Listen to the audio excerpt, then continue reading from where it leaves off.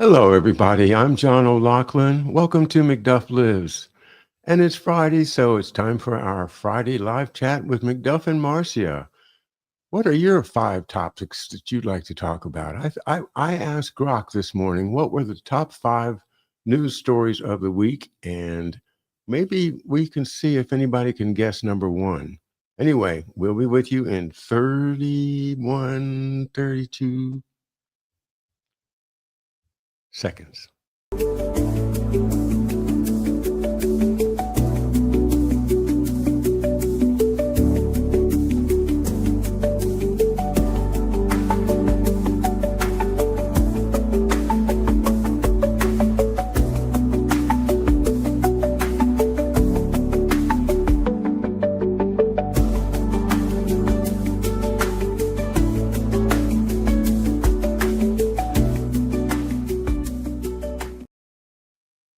And welcome back, everybody. And welcome once again, Marcia Keith. How are you today? Good morning. I'm well, thank you. Thank you for allowing me to join you this Friday, and thank you to all of you out there joining us. Well, it's always stimulating for me. And I it really is one of the highlights of my week because you and I have uh, lots of concerns. We really worry about things, or we really want to study things and know that in depth. And so you go from your perspective, and I go from my perspective. And it's these Friday joint shows in which I think we can really do some interesting, interspersing and maybe even knit something together here.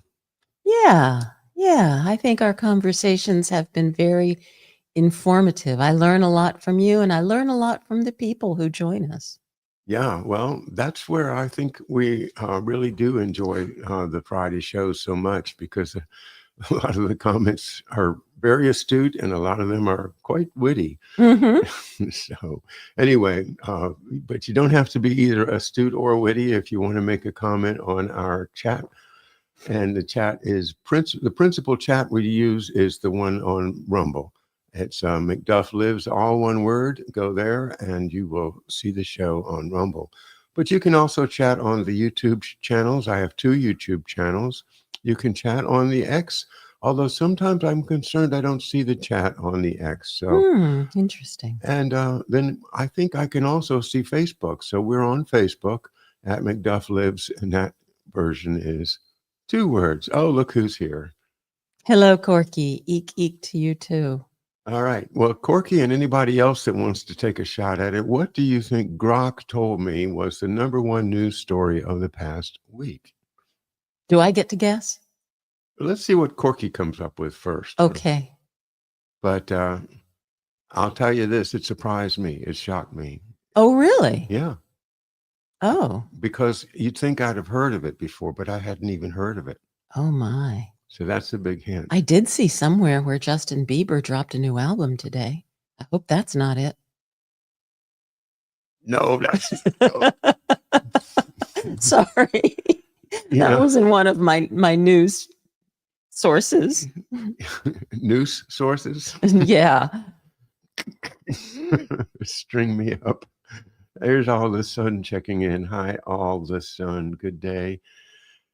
All the Sun is, and you know what? You mentioned the chat and the different platforms. Yeah. If you are watching us on Facebook or X, please just say hello so that we can know for sure whether or not we are seeing those platforms.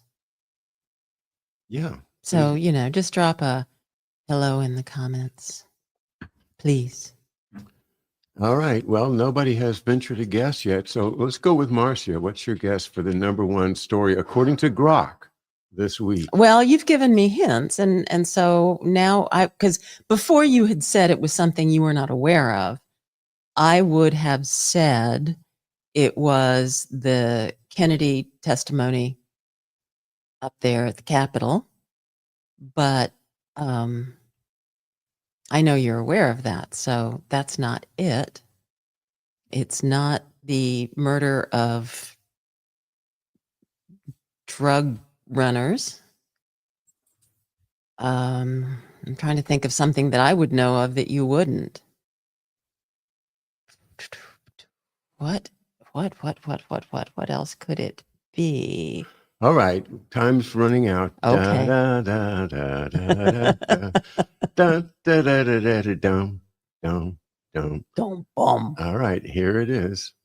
According to Grok, based upon available information for the week ending September 5th, 2025, here are the 5 top news stories that have emerged, reflecting a mix of global and U.S.-centric events.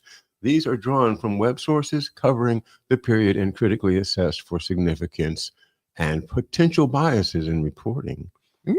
Well, number 1, devastating earthquake in Afghanistan. Okay. A 6.0 magnitude earthquake struck near Jalalabad, Afghanistan, killing at least 2,205 people and injuring over 3,600, as reported by CNN and UN News. Okay. CNN and the UN are 2 institutions that I do not pay attention to Yeah. at all, unless somebody, wants me to look at something and probably criticize the hell out of it. But is that why I'd never heard of it? I wonder why I never heard of it. Yeah. You know what? And there have actually been 3 earthquakes. There was the first one, and then another the next day, and then another. And each one has killed, people in the hundreds. Yes. Yeah. That's been in the Washington Post. I've read about that. And all the sun sends up prayers for the victims Indeed. and their families. Indeed, we join you in that. Okay. Want to move on? Yes. Number 2, U.S. military strike on Tren de Agua drug boat. Aragua. Tren de Aragua. Thank you. What does it mean? Do you know? I do not know. Agua, of course, is water, but Aragua. Aragua, no. I have no idea. I've wondered that myself. And what is Tren? Is that a train? Or? Mm-hmm. Okay, so it's a train from, I bet you it's a port like Aragua. Maybe we'll get somebody to tell us. The Trump administration conducted a lethal strike in the Caribbean against a vessel allegedly linked to the Tren de Aragua cartel, killing 11, as noted on CNN and Truth Social. Framed as a counter-narcotics escalation, the lack of public evidence about the boat's cargo or occupants' identities fuels skepticism about the operation's legality and necessity, challenging the official justification of targeting, quote, narco-terrorists, unquote. So says Grok. So do I go into my rant now, or do I wait till you've completed the list? Well, let's take it one thing at a time. And we don't even have to do all 5. We can spend the whole show on 1 or 2 of them and or whatever else we want to talk about it. I mean, but yeah, it's on the front burner. Let's do it. Okay. Well, first of all, Brightmore says it means train of spiders. I will confirm that, but I did look up, and there is a region of Venezuela called Aragua, and it's just west of Caracas. So Okay, I all think right, you're right. I think it is just a place. In Venezuela. Yeah. Yeah. Okay. Yeah. So it sounds like somebody wants to stop the train. Right. I mean, they gave themselves that name. That is the official name of some, Yeah. drug cartel. Yeah. But yeah, I mean, this is, as far as I'm concerned, this is murder. And I am, I'm done with Trump. I am horrified by this. The whole thing makes me want to cry, because you could not do this in this country. You couldn't just, find, a van driving down the highway that not just suspect, but know is loaded with drugs that are being taken to, New York City to be sold, or Washington, D.C., or whoever. You couldn't just go and blow up that van and kill all the people inside. That would be illegal. You'd have to stop them, arrest them, put them in jail, confiscate their drugs, and go through due process. And why is it that we can do this? We can kill civilians in international waters. It's murder. It's flat out murder. And I'm horrified. I am absolutely horrified that we are starting to do this. And I read this morning that Marco Rubio, who is currently visiting Ecuador, has said we will continue to do it. Oh my God.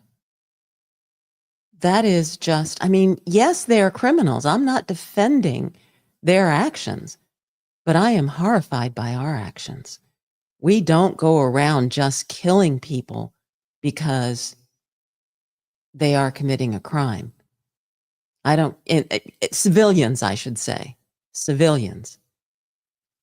You know, during war, yeah, we kill, and that's pretty horrific too, but that's war.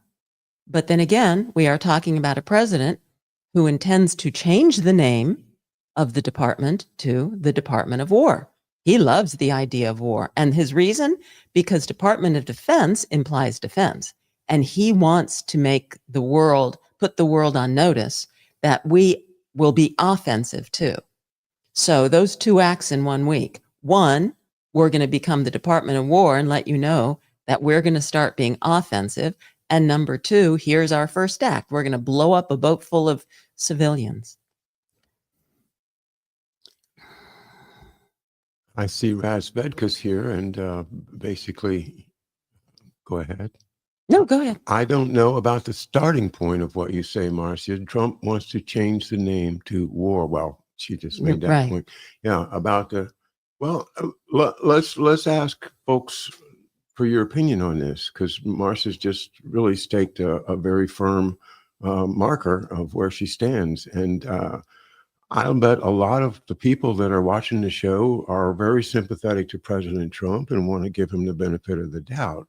So and I'm one of them. I want to give him the benefit of the doubt because I don't like any of the alternatives. I do not like the Democrats would be horrific, and getting rid of Trump would give us J.D. Vance, which in my mind is Peter Thiel and the totalitarian digital currency mark of the beast agenda that I've been studying for all these years and I take very, very seriously. And isn't it horrible? But these are our choices right now. Well, yeah. And yeah. The reason is, of course, it all goes back to the American people's power under the Constitution was taken away from them Right. by the coup d'etat that killed President Kennedy. And the people that ran that are the people that ran the investigation, the Warren Commission, and the cover-up that continues to this day. Why is the cover-up continue to this day? To enable the people that benefit from the coup to continue and to aggrandize their power and to use our tax dollars, reducing our dollar to a few pennies in worth compared to what it was, in Kennedy's day. I bet it's not even 10% of what it was in 1963 in terms of purchasing power. It's gone down incredibly. So what do we gain by continuing to pretend that was not a coup d'etat? And that's my rant. Well, we don't gain anything. The coup planners and cover-uppers, they're the ones who gain. And gain and gain and gain, and it's just. I mean, how many players at the poker can stay on the poker table when one person has, $100 million more dollars than everybody else does? Right. There you go. There you go. Well, imagine that says, I agree. And Razvedka says, it is horrible, but it is not just starting. It has been going on for a long, long time. Good point.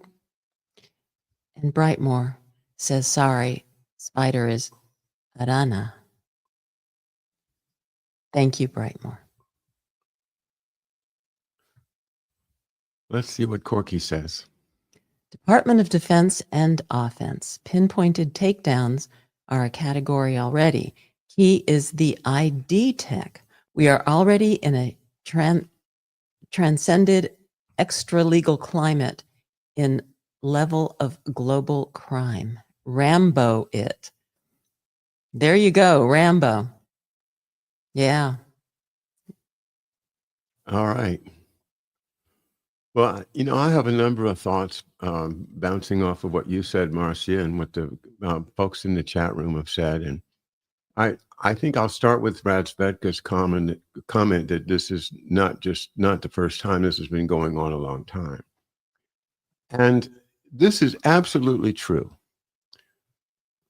This country has always been steered by an elite group. Until the assassination of President Kennedy, the people had the sense that they had a voice through elections. But losing the connection between what the voters say and what the government does has enabled the government to push the limits farther and farther and farther away from what the people understand the government's limits are. And so one of the great tragedies, the first great tragedy, was the expansion of the Vietnam War immediately after Kennedy died, in which we lost, 60,000 Right. Of our best young men and women. And, that reverberated through everything, through our society. It is dystopian. The idea that things just make you feel like you can't win. You can't. It's just a rigged game, and you can't win it. And that sensation has allowed a lot of people to just kind of withdraw. The drug generation, the new drug generation, the fentanyl problem. All of these things are the fruit of our allowing that coup to continue. So then we have, let's just fast forward to 9/11. They never explained that. Right. They bullshitted us again. And we are divided enough politically to allow the uniparty to play that shadow puppet game back and forth and entertain us. As Zappa said, politics is the entertainment branch of the military-industrial complex. Well said. And so that's what they've been doing, is entertaining us with people like Trump. I mean, he's very entertaining. He's well, not to you. I can tell you didn't agree with that. But let me get back to my. I'll put my poker face back on. That's okay. Just let it all hang out, Marcia. Okay. Thank you. It's much easier. It is, and I think more interesting too. So 9/11. Again, we let them get away with it. We've got so many things. The dancing Israelis, all Building 7, the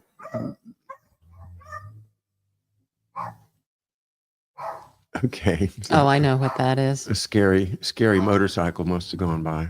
I think it's a little white sports car. Okay. Well, we condemn little white sports cars. That's right. We condemn little white sports cars. Okay, guys, you made your point. Anyway, we apologize for the Totos. Sometimes they just have to chime in on the discussion. I mean, they're irrepressible. There you go. But back to my little explanation. Mm-hmm. Let's just go. All right, COVID is another one. Okay, in which they do something in which we don't get a decent explanation. Now we've got some talking heads up there like Bobby Kennedy and Senator Johnson and Malone and all of the people that have big platforms to try to put the blame on somebody or something and move on. And Buddy, be quiet. Hey, that worked. No, it didn't.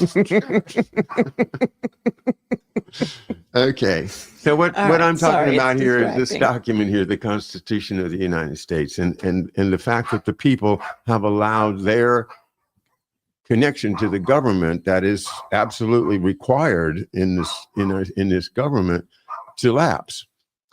So now Trump comes in and he, his second term, the bombing of Iran. Okay. You're bombing people. I'm sorry, this is such a distraction. Should I go Yeah, you do should. something about that? Yeah. Okay, well, take me off the screen because I need to. Yeah, Okay. there is something We're going going to on that excuse is. Marcia for a second to go Yeah. and calm down the totos. Anyway, go ahead with your.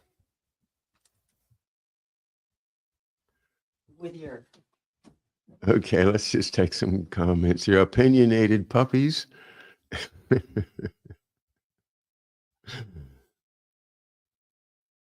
is someone at our door. Okay, there's somebody at our door. All right, Marcia's going to handle that. So, all right, let me get back to it. We're not at war with Iran, and yet we take it upon ourselves to bomb their facilities with this super duper bunker buster bomb, and it looks like a good thing. It looks like we've achieved a great thing for America because we're not going to have to go to war against Iran because they won't be able to build the bomb, and it's a great thing. But we're not at war with them now. So it's like a violation of international law that we just take upon ourselves. Or the president takes it on, enhancing the power of the executive far beyond what the framers of the Constitution wanted. And then you have the Houthis, right? We go and attack them, but are we at war with that country or that group? No. So what's the justification for it? It comes from the Patriot Act. It comes from that rush through law, and that was the result of us being put into fear by the events of 9/11, so that we would accept this expansion of presidential power to combat the terrorists that caused 9/11. But since then, that has been expanded to any terrorists, and any terrorists anywhere in the world can now can, with the color of law, be eliminated. And it's that train of thought that really comes from 9/11 and our failure to force the Congress to tell us the truth there.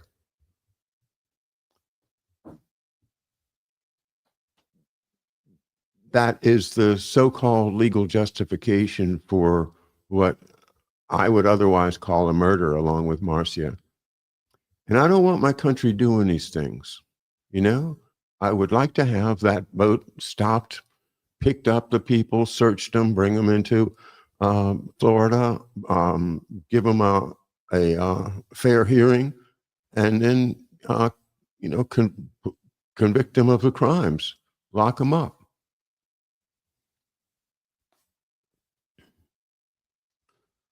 But the idea that people that are just, that are outside the United States and they're part of an organization, maybe you might even think of in Britain where they're prosecuting people that join Palestine Action, right? You see these grandmothers out there with signs that say, I support Palestine Action.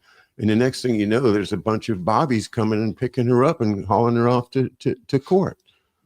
And you could see that all day long on X, where the if if you follow some of the British and European ex-bloggers, you'll see that Great Britain is picking people up just because they hold up a sign that says, "I support Palestine action." The idea of both external Ramboism, I think it's a good word, thank you, Corky, and internal, fascism goes together. And I think we as a people are once again being challenged to rise up to our duties as citizens and tell the Congress, tell the president, that's not who we are. We don't want to be those people that just murder anybody that looks at us crossways. And, so I tend to very much agree with you, but I think it's worth going through welcome back. Thank you. Worth going through the rationale that they could fall upon. And it goes back to the expansion of presidential power under the Patriot Act and other expansions that have happened since then. And they think that's constitutional, and they're going to push it as far as they can until they're told that it's not. Well, one of the things that we heard a lot, and I hope I'm not covering material that was covered while I was gone, but one of the things that we heard a lot during the election was all of this fear-mongering and all of this deranged Trump syndrome about, if he gets elected, he's going to do this horrible thing and that horrible thing, and he's going to become a dictator. And I said all along that the courts will determine what is and is not constitutional. And that is what's happening. I mean, all of these things, there's so many court cases going on, I can't keep up with them. There's the court cases about the tariffs, and it's looking like that's going to go to the Supreme Court soon. And then, all other kinds of cases about the deportations. So there's a ton of court cases going on, and I think that's good. I think that's good to find out what is and is not possible under our Constitution. Works fine with me because, like you said, the Constitution is an important document, and we have to we have to make sure that we protect it and honor it. Yeah, and participate in the government. And number 3. Escalation in Gaza City conflict. UNICEF and the UN Human Rights Office expressed alarm over intensifying Israeli military operations in Gaza City, with fears of a full takeover and potential West Bank annexation, per Global Issues and UN News. The narrative of a humanitarian crisis is strong, but the geopolitical context, especially U.S. and Israeli policy alignment, suggests underlying strategic motives that may be underreported. Underlying strategic motives that may be underreported. Now, how did Grok come up with that phrase? That's like a real human-sounding analysis. It really is. It's good. Yeah. Yeah. It's too bad he gets the facts wrong 90% of the time when I asked him something. Why is Grok a him? I think that Grok should not be personalized or personified or... All right, we'll neuterize him then. Yeah, it's an it. Okay. Grok is an it. Okay. Or anthropomorphized. That was the word I was seeking. Anthropomorphized. Don't do that. Grok is an it. Cousin it. All right. Ooh, I like that. So I don't know what to say, except for I've said it, 100 times that our country is facilitating genocide. We as citizens are guilty. There's an organization of global genocide scholars. Uh-huh. And they recently said there are 5 criteria, and if you commit any one of them, it is genocide. And this situation, all 5 are in play. And it is absolutely genocide. Now, these are genocide scholars, but, so you could say, well, they are biased because that's their focus, but it's also their area of expertise. This is one of those interesting, I'm going to say, spiritual connections that I like to think of that ties my life together. I went to the College of William and Mary in the early 70s, and I fished around in a couple of subjects. I tried physics, and then I tried math, and I I just was at sea. I was not keeping up with the the general class, and I started realizing I'm just not going to have a degree in physics or math or any of the technical things. But I had started taking government classes, and I absolutely found myself at home in the government classes. And so I had four different really good professors of government, of which the one that I want to mention is Roger W. Smith.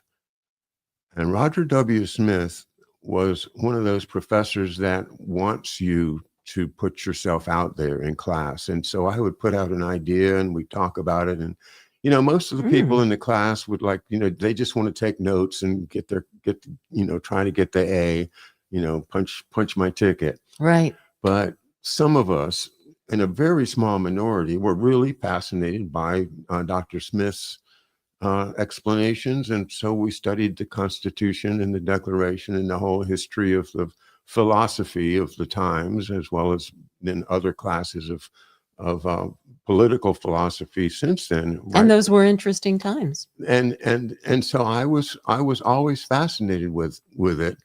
Anyway, Dr. Smith and I lost touch, but about 10 years ago, I sent him a note just to say hi, and he wrote me back very nice letter, and I by that time I had learned that he had become one of the world's top experts on genocide, Wow. and there are a number of publications and essays under his name, and I looked through some of them this past week just by coincidence, and Uh-huh. I said this is. This moves me. It moves me in my heart to think that I have this connection with Dr. Smith, who meant so much to me as a young, student, to actually get me engaged into subject matter as opposed to sitting there like most people and take notes and try to survive. It was something that brought me awake in the academic world, where I had before that just not had a handle on what I was there for. So Wow. He helped you find that thing that inspires you. yes, exactly. Wow. Yeah. So I still got a lot of my books and everything, but uh, and so yeah, that's a lot of the background that makes me who I am right now. How interesting. All right, let's go back to the chat.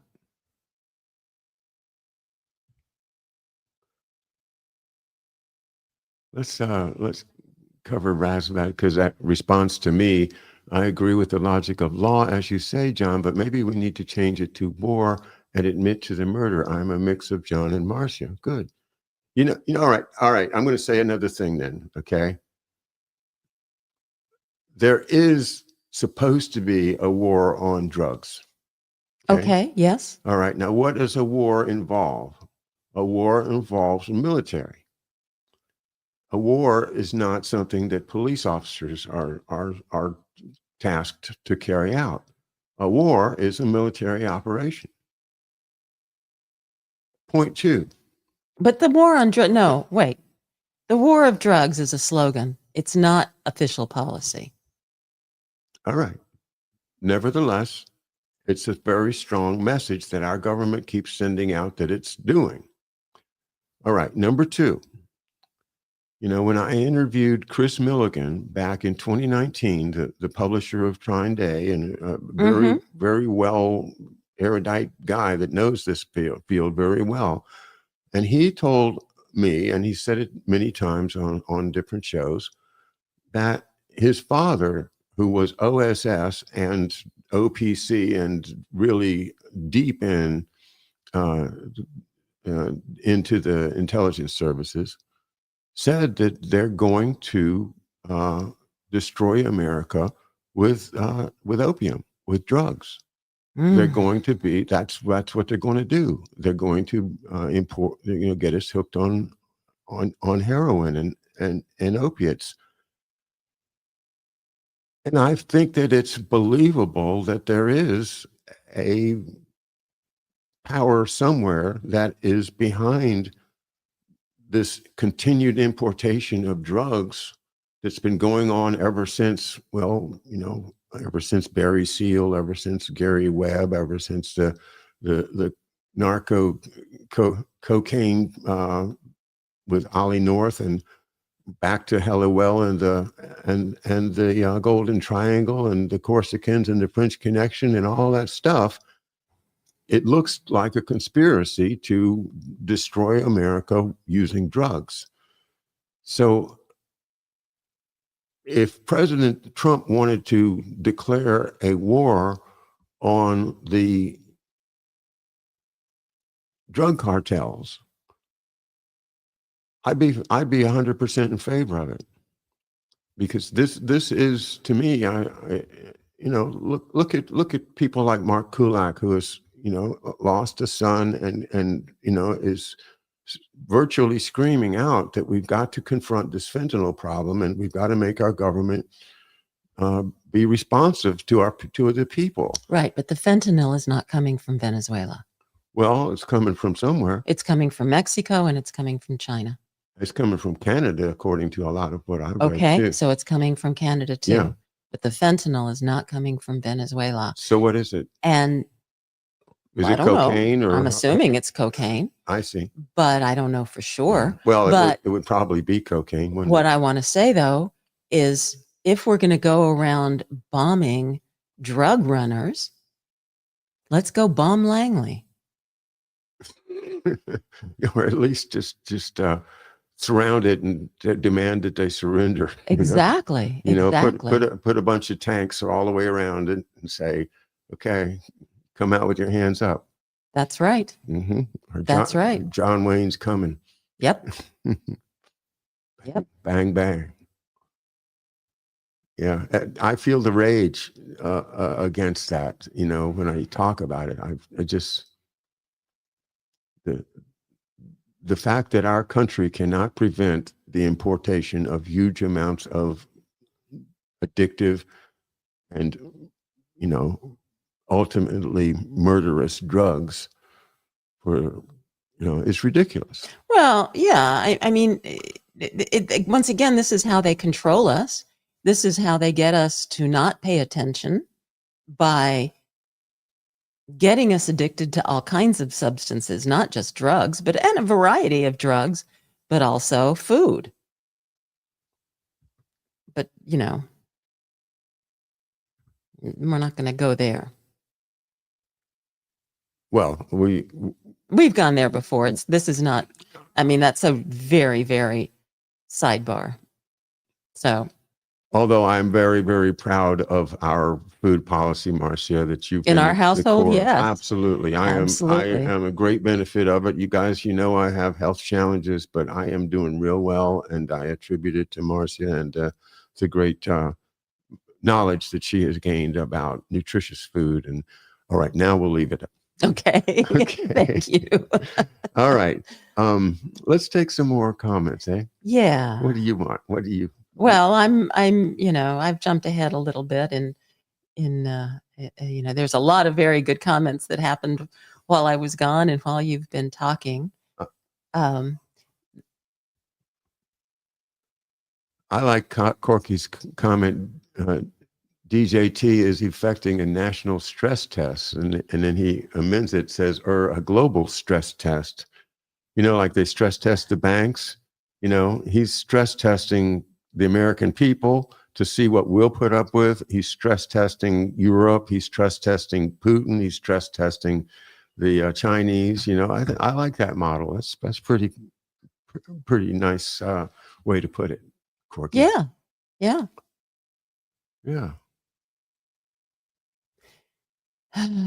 Breed hate, see what happens.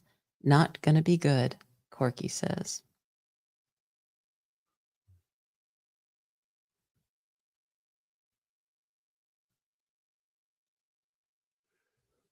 I was interested in the polling on RFK as, Secretary of HHS, and there's been a lot of very divisive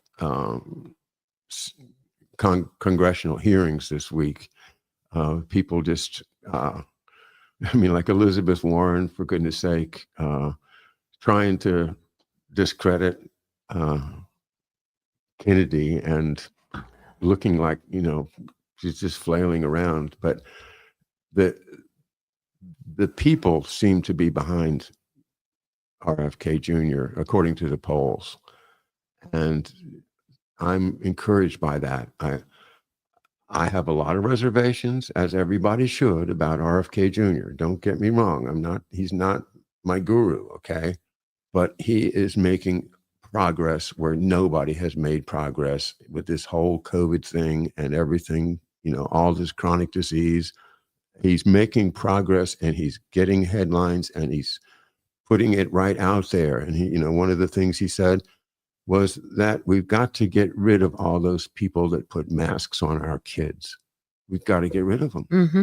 because their minds are warped, I think, to have, and a lot of my feed this week on my X, there's a lot of emphasis of the dancing nurses from early COVID. Mm-hmm. And what didn't that tell us something, that there wasn't, if there was an emergency, they wouldn't have time to go out and learn dance routines. And oh well, that's there's so much more that But I think as long as we are there, I have been following an organization called Maha Action, and it's really very fascinating. This is an organization that is affiliated with Secretary Kennedy and run by a fellow who has been one of his colleagues and allies for many, many years. And I can't think of the gentleman's name, but they hold these Zoom sessions every week. And you can go to the webpage, Maha Action, and sign up to be sent the link for these Zoom sessions. And they have experts come on and talk. And one of the things that I'm really impressed with is that in these Zoom sessions, they talk about the efforts to discredit Secretary Kennedy. And they talk about the truth. People will tell you that he's an anti-vaxxer, but he's not. He is about choice. He's about people being allowed to make their own informed decisions. But anybody who advocates for us being allowed to make our own informed decisions is labeled as an anti-vaxxer. And they're really emphasizing the rhetoric and the shaming shorthand, which is my term, that goes on in the public discourse about all these issues. And it really is very interesting, because I'm not going to get Secretary Kennedy's opinion or stance on anything by reading the news, no matter what the source is. But I do feel that by watching these, I better understand what he stands for. And for the most part, I think he stands for a lot of things that are extremely important for the well-being of the American public. There's a few things I disagree with. He's, big on beef tallow and, thinks that people need to eat more butter. And I'm not in favor of that, but his willingness to expose the lies or the misleading information that has been, offered up to us, served up to us cafeteria style. Here, we'll give you a scoop of this misleading subject on vaccines, and we'll give you a scoop of this misleading subject on nutrition and cancer and heart disease and all of those things. He's willing to expose that and say, no, we need to rethink it. And, the thing, and they talked about this in this last Zoom call, but it's something that you and I have heard many, many times in our own efforts to learn more about nutrition. The United States of America spends more money than any other industrialized country per capita on healthcare. And we have the worst outcomes. That, in and of itself, tells me that the CDC is not doing their job. So, bravo, Secretary Kennedy, for calling attention to all of this. You want number 4? Yes. Grok's number 4 news story of the week is, drumroll, Trump awards Presidential Medal of Freedom to Rudy Giuliani. President Trump announced plans to honor his former attorney, Rudy Giuliani, with the nation's highest civilian award, according to CNN. This move, amid ongoing political polarization, underscores loyalty within his administration, but raises questions about the award's politicization, a nuance often glossed over by mainstream coverage. Another comment by Grok that, it's like why are they giving me an editorial comment on answering my question, But what's more important is that CNN has been driving that story, and Which is why you and I both missed it. yeah, I guess so. But that was it, and of course, that followed a terrible car crash, which looked like it could have been a hit on Giuliani, and he barely survived. And so I think, that I don't have any problem with that whatsoever. And again, who politicized it more than Obama? Okay, it's done been politicized. Here's one for you, Marcia. What do you think the Washington Post's number 1 story was for the week? Oh, the National Guard in Washington, D.C.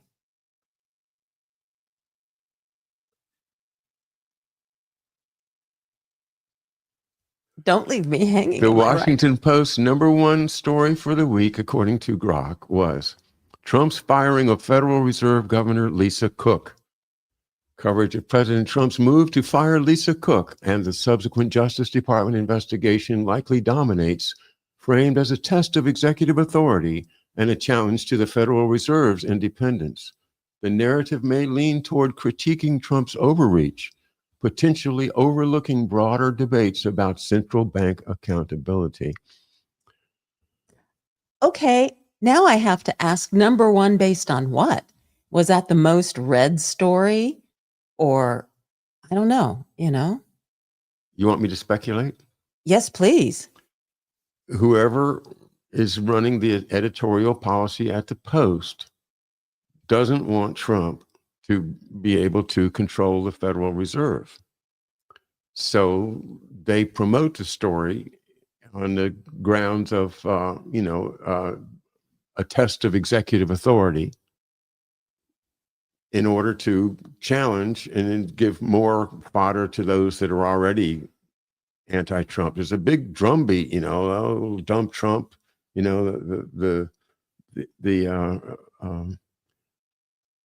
liberals are out in the streets with signs, Oh, of course, yeah. Trump is a Well, whatever. yeah, I mean, I'm reacting to that because I do look at the Post every day, as we have discussed, and I don't recall that being front and center any more than anything else.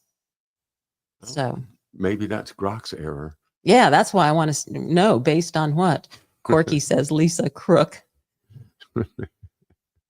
There's I haven't jumped into that issue myself, but it looks like a lot of people have got some video clips of her that they're putting together and then,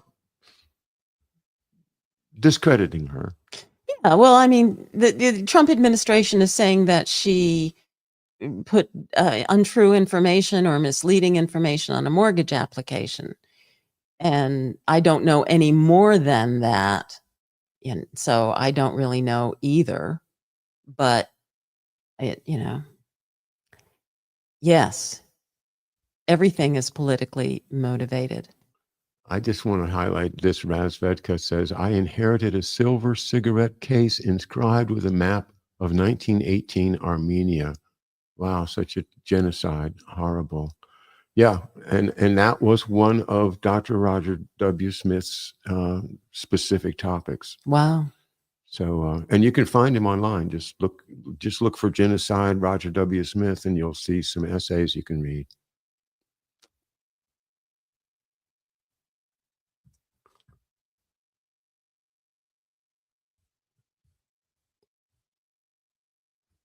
Poor buddy. I hear him way over there barking.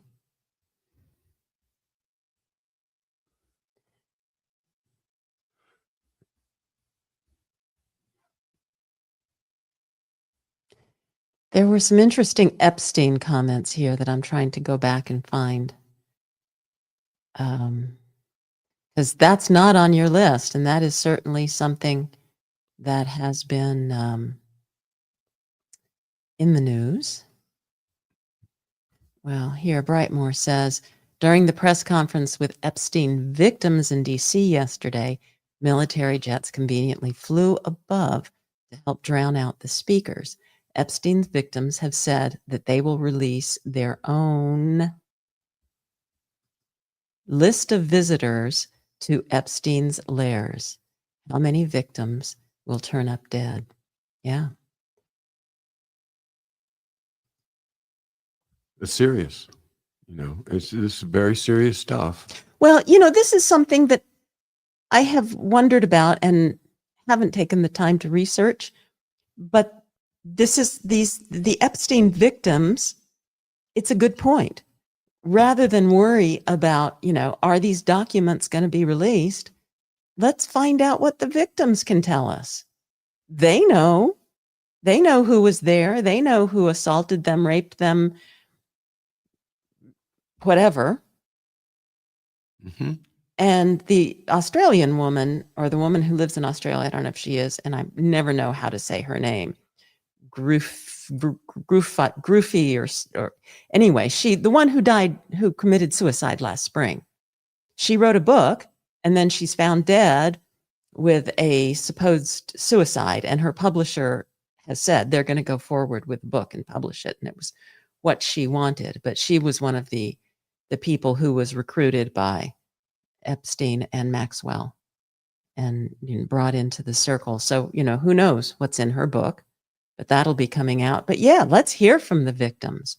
Absolutely. That will tell us what it is that we want to know. But yeah, a lot of them I think are going to be, and a lot of them are probably scared, because scare tactics is what are being used against everybody.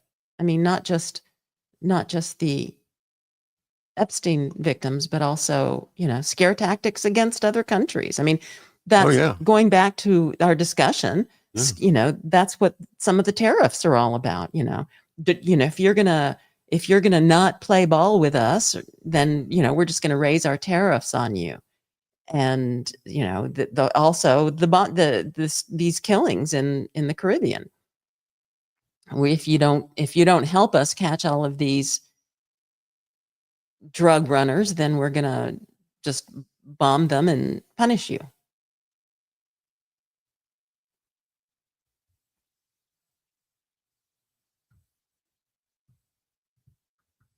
I'm just scrolling through this to pick up. Many depositions of Epstein's victims exist. Okay, yeah. I'd like to see some of them. It's just such a big rabbit hole for me. I'm not going to jump down. I'll wait and see. Wait and see what? What comes up? It's just one story too many for me. I need to have. I focus on certain things, right, obviously, and not everybody can do everything. Which I wanted to say about Bobby Kennedy is that, I think he signaled that he was going along with the big pharma mRNA platform.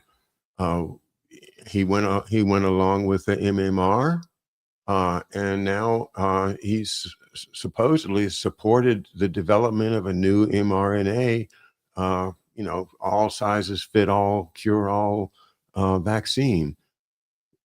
that's just to say that we have to take what we can use and leave the rest behind, and not make a judgment that just because this person has a wrong position on X, that we can't use the good stuff that they also have at Y and W and Z. Exactly. Exactly. Which is, like I said, I don't agree with Kennedy about butter, but and Razvedka says, what? Butter? What? But I agree with him about a lot of other things, and I have a lot of respect for him. Where's that little margarine commercial where it goes, butter, butter? Oh, I wonder if everybody remembers that. I'm sure a lot of people didn't. Sounds like you do.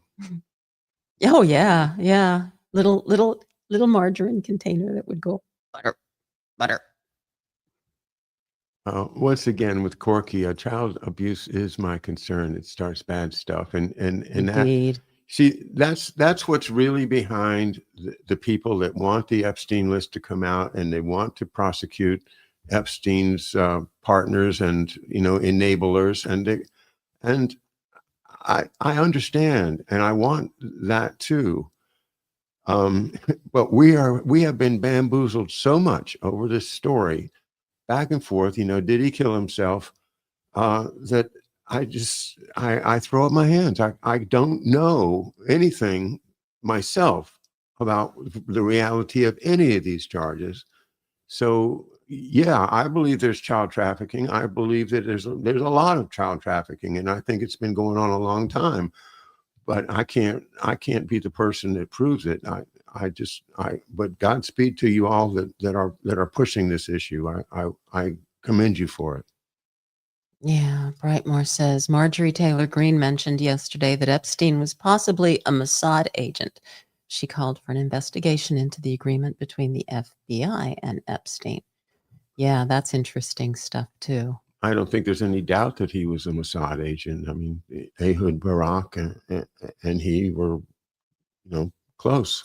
And imagine that filled in the gaps that I had. It's Virginia, and I don't know how it's pronounced, but Let's I'm going say to go. Jeffrey. Oh, okay. Yeah. Okay.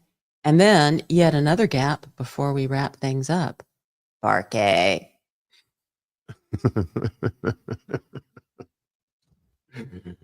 All right. So thank you, Wahed Rex, because that's what it was. It was a Parquet commercial. the little tub of margarine would go butter, butter, Parquet. All right. Marcia, I think we've about covered it. We'll save number 5, whatever it was. Oh, no, tell us real quick. Don't make us wait a week, because then we'll have moved on to new topics. All right, let me see. Number 5, Sudan landslide amid ongoing conflict. Heavy rains hindered aid efforts following a deadly landslide in South Darfur's Tarsin village, exacerbating Sudan's horrific humanitarian situation. Oh, my God. Now I feel guilty because I know so little about that. And I get very frustrated because we get so little news out of Africa. And there's all kinds of horrible things going on in Africa, natural disasters as well as man-made disasters, and genocides happening there all over the place. And we just don't pay attention because it's Africa. And It's not us that don't pay attention. We would pay attention if our media paid attention. Right. It's the media, and Yes. it's just like the whole, why does the Washington Post emphasize the Lisa Cook story? Because the editorial policy is controlled by the big money. Right. And that's why. Yeah, that's it. Absolutely right. You are so right. There is an agenda.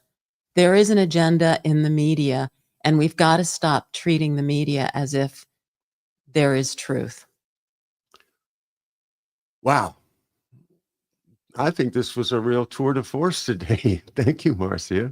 Thank you. Thank you for bringing the list. It was very interesting. Thank you, everybody. Raz and Brightmore and Imagine That, All the Sun, Corky, everybody that I haven't mentioned. I appreciate everyone joining us here Friday.